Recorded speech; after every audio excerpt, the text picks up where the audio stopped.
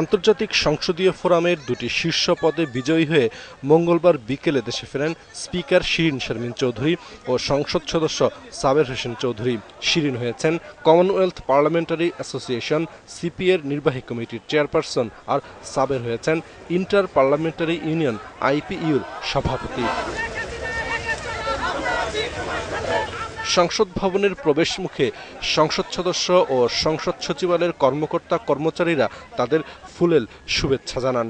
এর আগে বিমানবন্দরের ভিআইপি লাউঞ্জে তারা সংবাদ সম্মেলন করেন। আমাদের এই বিজয় সংসদীয় গণতন্ত্রের বিজয়, আমাদের এই বিজয় বাংলাদেশের জনগণের বিজয়। এটা আমাদের জন্য একটি বড় অর্জন এবং বিরল গৌরব। আসলে আমরা একটা কথা বলি যে বাংলাদেশ এগিয়ে যাচ্ছে, এটা হচ্ছে আন্তর্জাতিক পর্যায়ে এগিয়ে যাওয়ার একটা বড় একটা স্বীকৃতি। যেমন আইপিইউতে এখন সদস্য সংখ্যা হচ্ছে 166 এবং প্রায় পৃথিবীর সব দেশে এটার মধ্যে আছে। কমনওয়েলথের 19টা দেশ আছে যারা আইপিইউ সদস্য না। পৃথিবীতে বর্তমানে 192টা দেশে নির্বাচিত সংসদ আছে। আমরা কিন্তু এখন সংসদীয় গণতন্ত্রের প্রেক্ষাপটে বিশ্বকে নেতৃত্ব দিচ্ছি, কেননা 192টা দেশের মধ্যে 185টা দেশ হচ্ছে এই দুটো সংগঠনের অন্তর্ভুক্ত।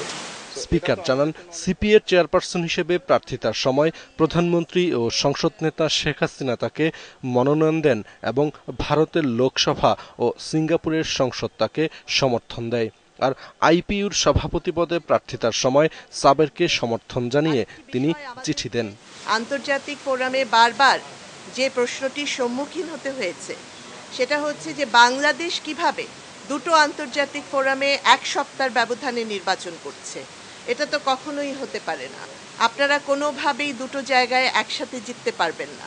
এই প্রশ্নটি ছিল একদম সবচেয়ে কমন প্রশ্ন, যেটা আমাদেরকে বারবার ফেস করতে হয়েছে।